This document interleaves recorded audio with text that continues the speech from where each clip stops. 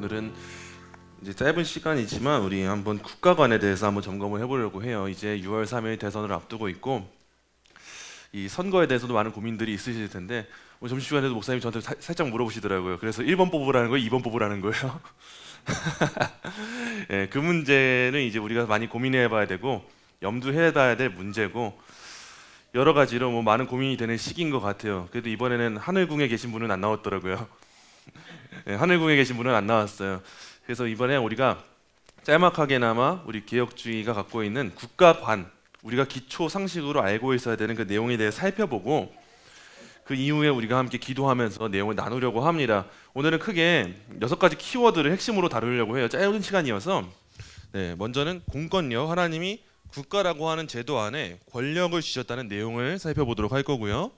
그리고 시민복종이라는 키워드, 다음은 칼과 열쇠, 그리고 국교, 악의 도구, 시민불복종. 이 내용 우리가 어느 정도 이해하게 되면은 국가관에 대해서 이해를 할 수 있게 됩니다. 오늘은 그냥 내용을 다루는 게 아니라 메인되는 텍스트가 있는데요. 우리 개혁주의권 안에서 열심히 연구하시고 몇 년 전에 소천하신 분이 R.C. 스프롤이라고 하는 개혁주의 신학자가 있습니다. 근데 최근에 진짜 조그마한 책이 나온 거예요. 이 책이에요, 이 책. 이 책에서 이 6가지 키워드를 가지고 나누는데 내용도 짤막하고 핵심적으로 요약을 잘 해놨더라고요. 그래서 함께 나누면 좋겠다 싶어서 이 내용을 기반으로 해서 한번 우리 국가관을 살펴보도록 하겠습니다. 먼저 첫 번째 키워드부터 보도록 할게요. 공권력입니다. 정부의 힘이 어디서 나오는가 했을 때, 여러분 정부의 본질이 뭐냐 했을 때 우리가 꼭 기억해야 돼요. 정부의 본질은 힘입니다. 정부의 본질은 그냥 공감, 위로, 소망, 챙겨줌 이런 게 아니라 성경적인 가치관 하에서 정부의 본질은 바로 이 힘이라고 하는 것에서 찾을 수가 있어요. 이 힘은 뭐냐? 단순하게 사람들을 막 누르고 억압하고 압제하는 힘이 아니라 항상 힘에는 수단이 있어야 돼요. 그게 뭐냐면 법이에요, 법.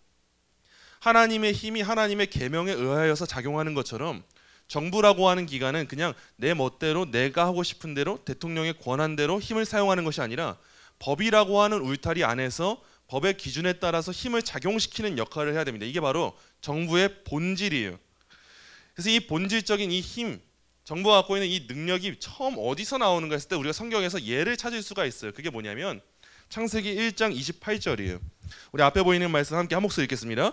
생육하고 번성하여 땅에 충만하라. 땅을 정복하라. 바다의 물고기와 하늘의 새와 땅에 움직이는 모든 생물을 다스리라. 아멘. 바로 이 창세기 1장부터 우리는 이 정부에 대한 힘을 조금이나마 발견할 수가 있어요. 뭐냐면 하나님이 인간을 지으세요. 아담과 하와를 지으시고 아담과 하와에게 권한을 주세요. 권위를 주세요. 그게 그 권위가 무엇을 위한 것이냐? 힘인데 세상을 다스리고 정복할 수 있고 이런 힘을 허락하여 주신 거예요. 위임해 주신 거예요. 하나님이 주신 힘을 너희가 갖고 있는 힘인 것처럼 사용해라. 다스려라. 아담과 하와에게 주신 거예요. 이게 일종의 정부의 형태예요. 아담과 하와가 세상을 이제 마음껏 다스릴 수 있게 됐어요. 그리고 하나님이 아담과 하와에게 또 뭐 주시냐? 순종할 때는 복을 주시지만 불순종할 때는 벌하겠다라고 하는 말씀도 주세요. 이게 어디서 발견되는 건지 요즘에 와서는 법이지 않습니까? 순종할 때는 너가 좋은 시민으로 살아갈 수 있지만 불순종할 때에는 너는 법적인 처벌을 받을 수밖에 없어. 그렇게 행동하면 안 돼. 이런 법의 처음의 모습을 창세기 1장부터가 우리가 발견할 수가 있는 거예요. 근데 우리가 잘 알고 있는 초대 교부가 있어요. 어거스틴. 이 어거스틴이라고 하는 사람은 정부를 뭐라고 말했냐? 필요악이라고 했어요. 이 세상이 다 악하고 도덕적으로 완전함을 찾을 수 없기 때문에 정부도 악하지만 그런데도 필요하다라고 말하면서 필요악이라고 하는데 이런 말을 해요. 정부 그 자체는 악하지만 없어서는 안 될 필요악이다. 이게 좀 중요한 포인트예요. 정부도 악해요, 여러분. 우린 모두 타락했기 때문에 정부도 악한데 필요악이래요. 왜냐? 우리가 사는 세상의 악은 억제되어야 하기 때문이다 라는 말이에요. 이게 무슨 의미냐면 정부도 분명 썩어 빠졌어요. 위정자들이라고 해서 우리보다 나은 사람이 있는 것 같지도 않아요. 우리는 전과가 없는데 위정자들은 전과가 있어요. 이런 걸 볼 때 참 저 사람들이 필요할까 싶은데 그런데도 필요하대요. 왜냐하면 하나님이 주신 힘에 따라서 많은 사람들의 악을 제어하고 억제하는 역할을 정부가 감당해야 되기 때문에 그럼에도 어쩔 수 없이 정부는 필요하다라고 말하는 거예요. 그렇기 때문에 정부의 목적이 뭐냐? 필요악이 되는 거예요. 세상의 악을 억제하는 역할, 근데 이 일을 하다 보면 어떤 일이 발생하냐? 어쩔 수 없이 사람들의 자유를 제한하게 됩니다. 이게 어쩔 수 없는 거예요. 우리 어린아이들도 마찬가지나요? 너 왜 그래? 라고 하는 순간 제어하는 거예요. 그 자유를 제한하는 거예요. 너 예배 시간에 그러지 마. 이거 자체가 자유를 제한하는 거예요. 정부가 살인하지 마라고 제한해요. 이렇게 하는 순간 살인할 자유가 있는 사람들의 자유를 제한하는 거 아니겠어요? 그렇기 때문에 정부는 이런 일들을 감당하게 되기 때문에 항상 섬세한 노력이 필요합니다. 자유를 어쩔 수 없이 제한하지만 그 자유가 우리의 신앙의 자유를 침해한다고 생각해 보세요. 그런 일을 정부가 감당하면 안 돼요. 그래서 정부는 이런 논의를 친밀하게 아주 깊숙하게 해야 된다는 거예요. 이게 첫 번째, 정부의 힘이 어디서 오는가? 하나님으로부터 왔고, 하나님은 정부의 힘을 왜 주셨는가? 세상의 악을 억제하시기 위함이다 라는 파트예요. 두 번째 키워드 볼게요. 시민 복종입니다.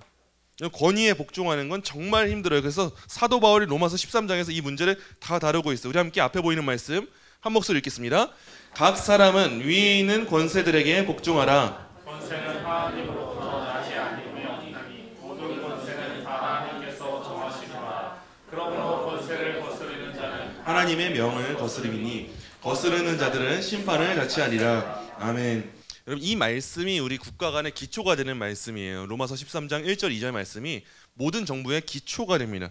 이 말씀 자세하게 잘 보시면요, 바울이 누구한테 쓰는 거냐면요, 정부에 의해서 압제당하고 있는 사람들한테 쓴 말씀이에요. 이게 그냥 너무 자유한 사람들, 정부에 순종하고 싶은 사람들이 아니라 지금 로마에 있는 교회에게 쓰고 있는데, 로마가 어떤 상황이냐면 로마의 그 거대한 힘을 가지고, 황제의 힘을 가지고 기독교인들이 핍박하고 있는 상황이에요.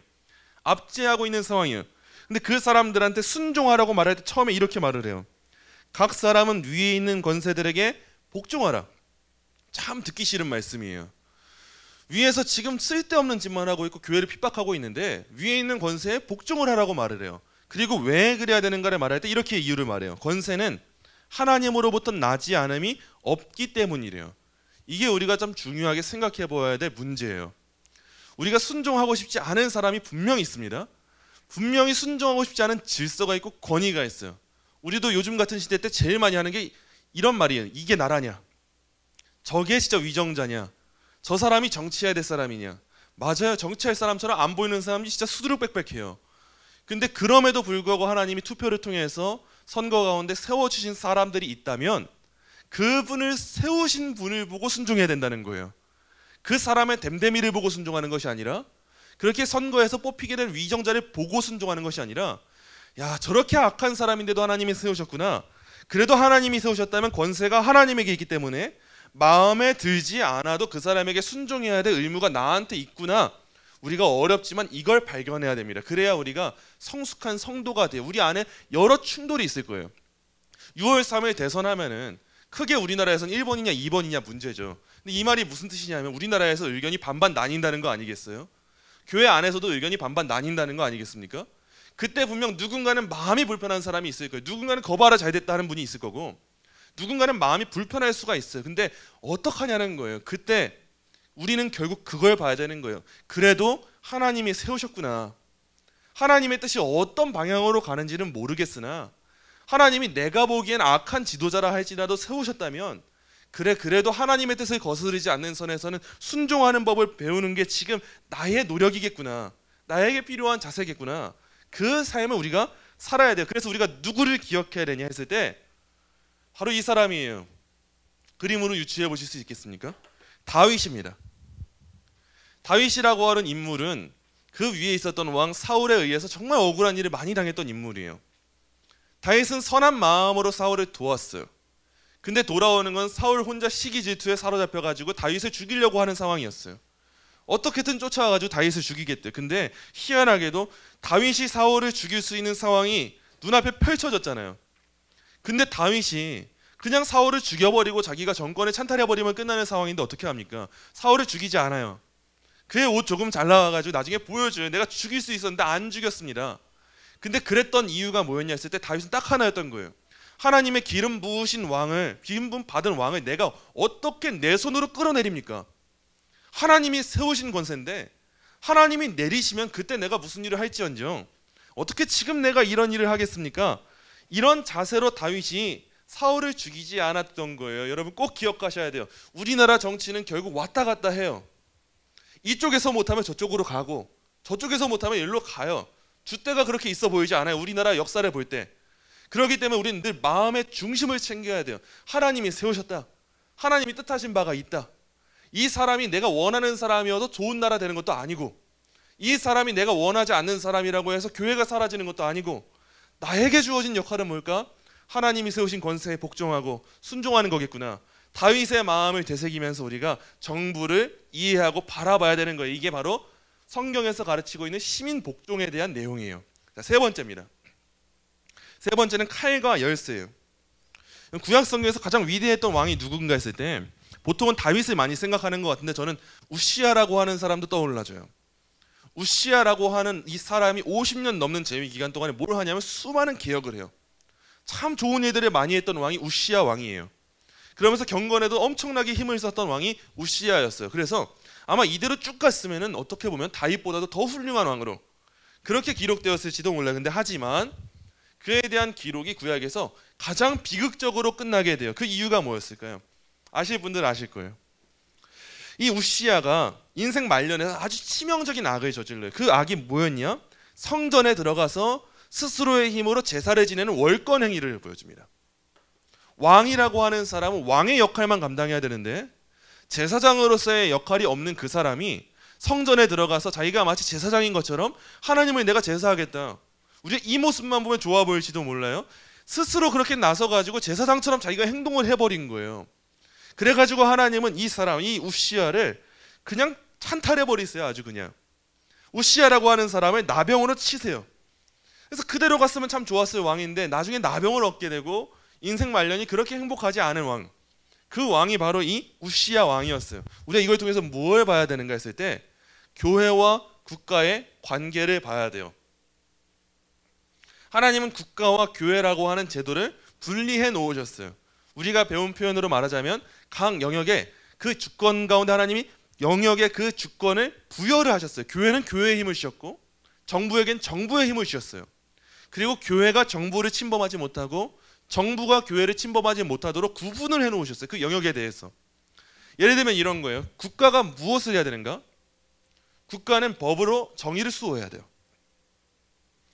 그리고 국가는 이를 통해서 죄악을 처벌해야 돼요. 그리고 이런 일을 위해서 국가는 법을 제정하는 역할을 감당해야 돼요.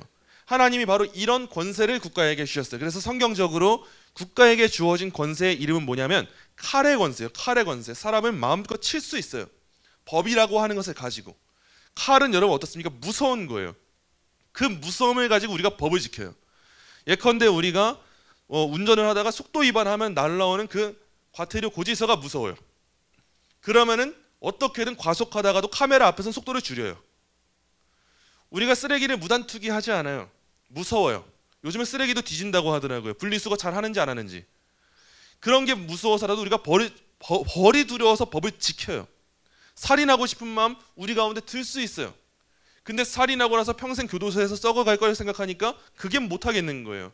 이런 식으로 칼의 권세는 우리한테 겁을 주고 국가는 그 칼의 권세를 가지고 우리를 다스려요. 근데 교회의 권세는 이 권세하고는 좀 많이 달라요. 국가의 권세는 칼의 권세로 열심히 일을 해도요, 교회의 권세가 다룰 수 있는 영적인 영역을 다루는 일은 할 수가 없습니다. 하나님은 국가에게 그런 일을 주신 적이 없어요. 영적인 일을 다루는 일. 근데 교회는 반면에 무슨 일을 할 수 있냐? 국가와 다르게 이 법으로 사람들을 누르고 제약을 처벌하는 것이 아니라 말씀과 섬김의 능력으로 사람들을 살리는 일을 감당하는 게 교회의 역할이에요. 그래서 교회는 뭘 하냐? 법을 제정하는 게 아니에요. 이미 하나님 나라의 법은 있고 그 하나님의 나라의 법이 어떻게 복음으로서 전파될 수 있는가? 교회는 이걸 전달하는 역할을 감당합니다. 그래서 결국 교회가 이를 통해서 하는 일이 무엇이냐 했을 때 교회는 하늘과 땅을 잇는 열쇠를 맡은 자로서 그 열쇠의 권세를 가지는 것이 교회예요. 여기서 우리가 꼭 기억해야 될 것은 국가의 일을 교회가 감당해서는 안 된다는 것이고요, 교회의 일을 국가가 감당해서는 안 된다는 거예요. 하나님은 교회에겐 고유한 역할을 주셨고 국가에게는 국가의 고유한 역할을 주셨기 때문에 이 원리를 잘 지켜서 세워 나가야 된다는 거. 이거를 우리가 이제 이후에 정치적으로 사회적으로 정교 분리의 원칙이라고 표현하는 겁니다. 정치와 교회가 분리되어서 각자의 역할을 한다는 거죠. 그래서 웨스트민스터 신앙고백서 23장 1항에서 이렇게 말을 하고 있어요. 정부의 관리는 말씀과 성례의 시행 혹은 천국 열쇠의 권세를 스스로 취할 수 없으며 또한 믿음에 관한 사안에 조금이라도 개입할 수 없다. 어떤 그 종교의 그 권세, 예배의 권세, 신앙의 권세를 결코 터치해서는 안 된다는 거예요. 그래서 우리 교회는 항상 종교의 자유에 예민해야 돼요, 여러분. 좀 국가가 어쩔 수 없는 질병의 상황일 수 있지만 예배의 문제에 대해서 국가가 어떤 교회의 지침을 일괄적으로 내리는 건 굉장히 조심스러워야 될 문제입니다. 아무렇지도 않게 편하게 내릴 수 있는 사안이 결코 될 수가 없어요. 왜냐하면 교회의 권세를 침범하게 되는 그 순간부터 국가는 어떤 권세로든 침범을 할 수가 있게 돼요. 모든 것의 기반이 되거든요, 이 자유라는 것이. 그래서 이 정교 분리의 원칙, 이 그림만큼 여러분 머릿속에 인지를 하셔야 돼요. 딱 심어 놓으셔야 돼요. 국가의 역할이 있고 교회의 역할이 있는데, 국가는 칼의 권세를 가지고 교회는 열쇠의 권세를 가지는데, 하나님은 이 두 권세를 나누셨고 각자의 권세를 침범할 수 없게 만드셨다. 이 원리를 우리가 이해해야 돼요. 그래야 우리가 칼과 이 열쇠의 권세를 이해할 수 있게 됩니다. 네 번째, 국교에 대해서 생각해 보셔야 돼요. 앞에서 우리가 정교 분리의 원칙을 봤어요. 정부와 국가와 교회는 분리된다. 근데도 우리가 신앙생활 하다 보면 참 많은 유혹을 받게 되는 것이, 그럼에도 우리나라가 기독교 국가가 되면 좋겠어요. 모든 국민이 예배하면 좋겠고, 그래서 좀 반강제적으로라도 이슬람 국가들이 그러는 것처럼 다들 예배하고 어쩔 수 없이 신앙을 가진다면 좋지 않을까 생각을 가질 때가 종종 찾아와요. 근데 그게 그렇게 아름답지만은 않다는 걸 여러분 꼭 아셔야 돼요. 이런 마인드를 가지고 살았던 사람들이 국교주의자들이에요.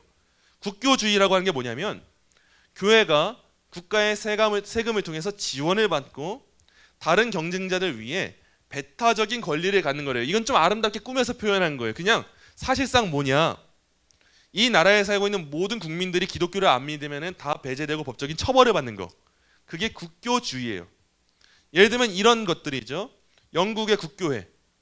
우리가 종교개 역사를 배우면서도 배웠던 것처럼 영국에는 국교회가 있었어요. 여기에 반감을 가지고 나왔던 사람들이 청교도였고요. 독일의 루터교회, 스코틀랜드 개혁교회. 개혁교회라고 해서 항상 무조건 다 옳은 일을 하는가는 생각해 봐야 돼요. 국교는 하나님이 원하시는 방식은 아니에요. 스웨덴의 루터교회. 국가가 종교를 정해놨어요. 우리 모두 교회를 국가의 종교로 삼아야 된다.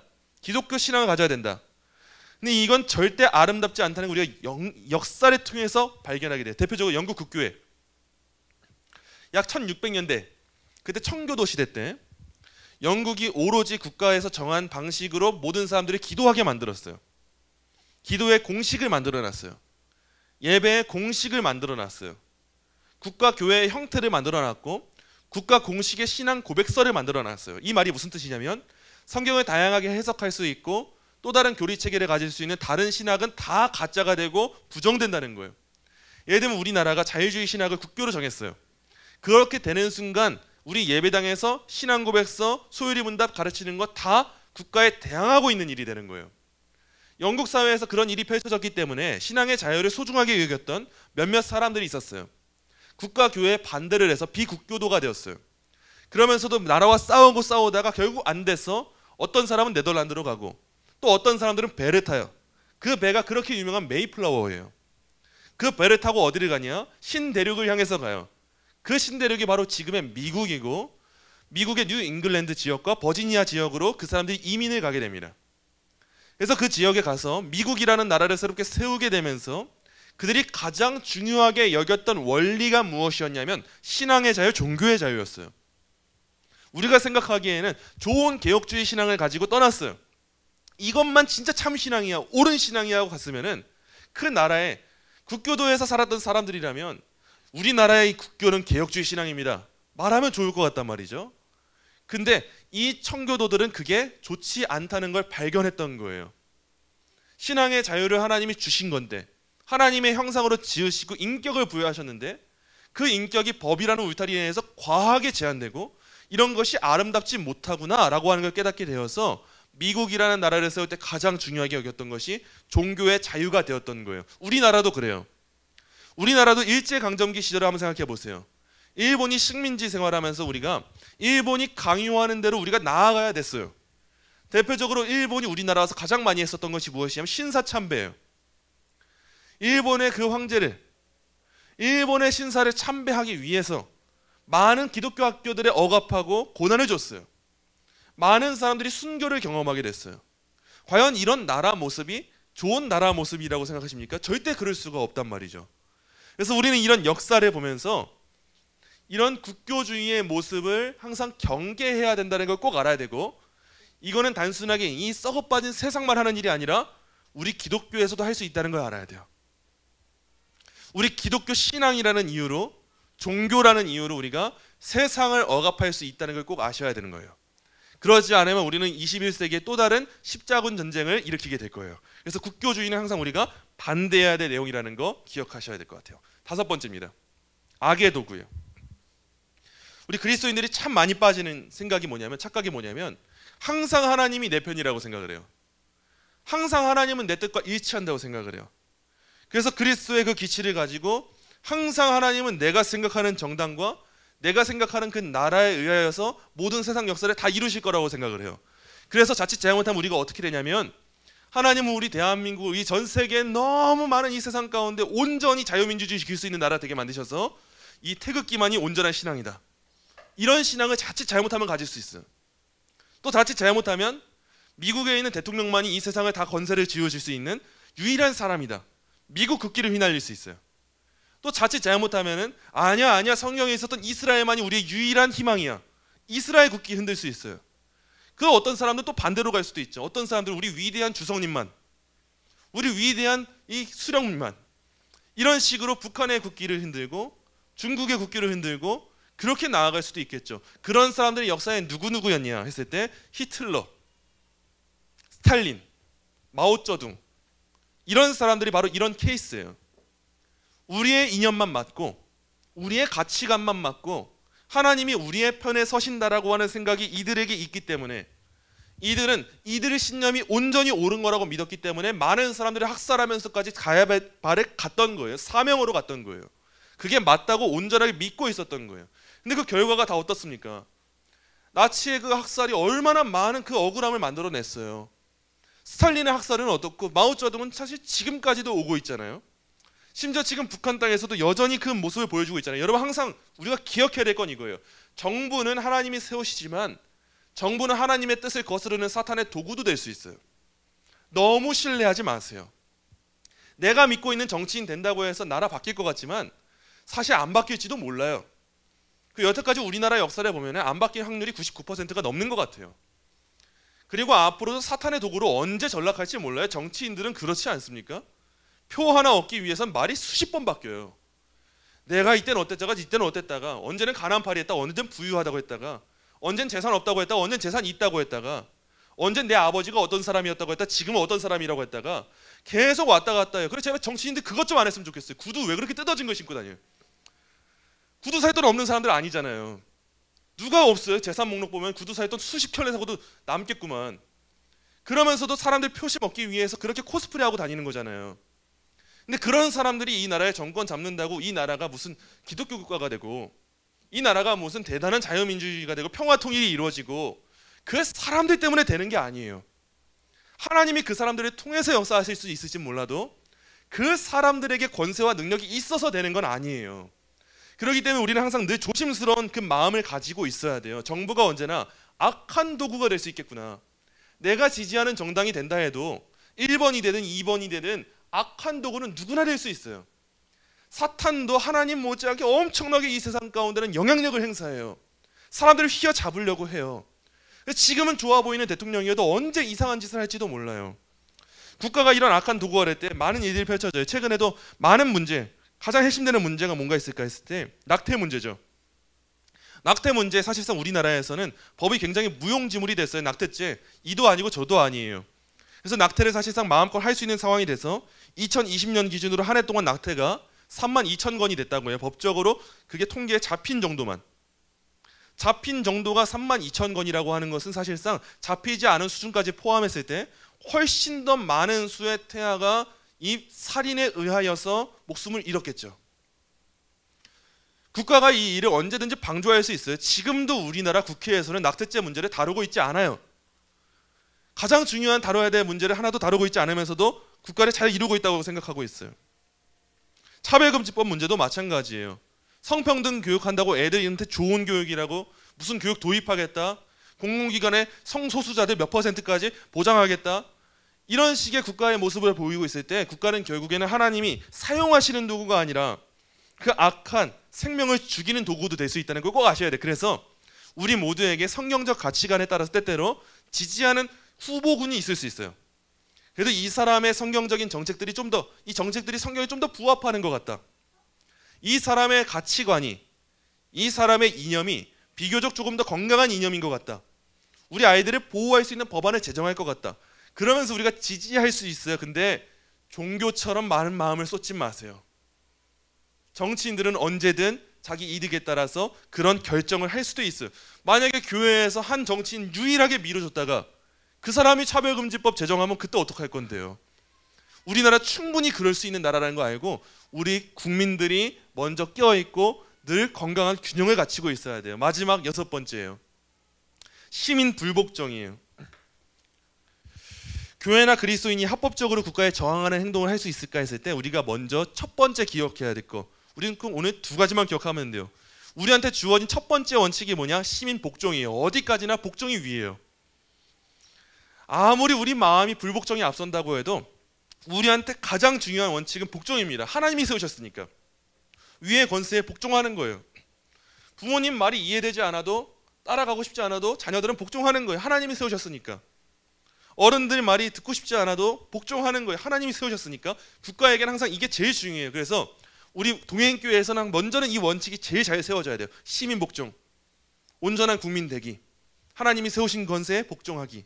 근데 이렇게만 살면 좋겠는데 두 번째 원칙을 꺼내야 될 때가 종종 찾아와요.